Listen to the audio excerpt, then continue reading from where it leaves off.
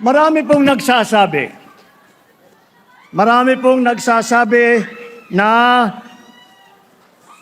ang midterm election daw ay hindi masyadong mahalaga, hindi masyadong importante dahil hindi naman magbabago ang Pangulo.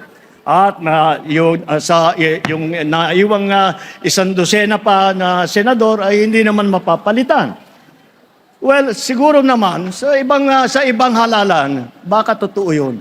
Ngunit hindi totoo po ito sa halalan na ito sa midterm election. Dahil ang pagpili ninyo, ang iboboto ninyo ay ang magsisilbi ng gabay kung ano ang tutunguhan ng ating bansa.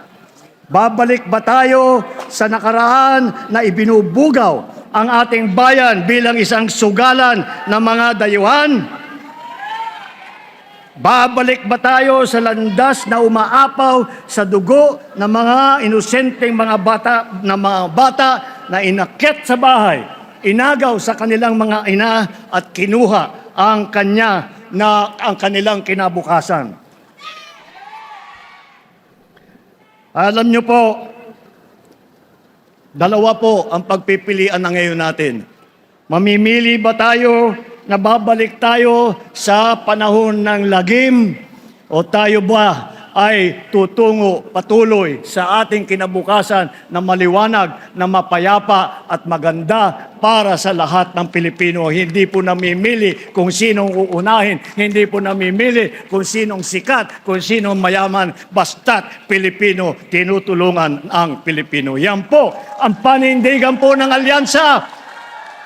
Kaya't po pagdating ng Mayo, isipin po ninyo na ang bawat boto ninyo ang magbibigay sa atin ng magandang kinabukasan.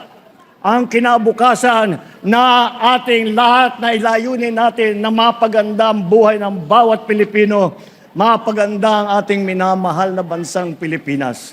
At ang pag-asa lang po natin ay ang ating mga kandidato. Kaya't mabuhay ang alyansa! Mabuhay po kayo! Maraming salamat po!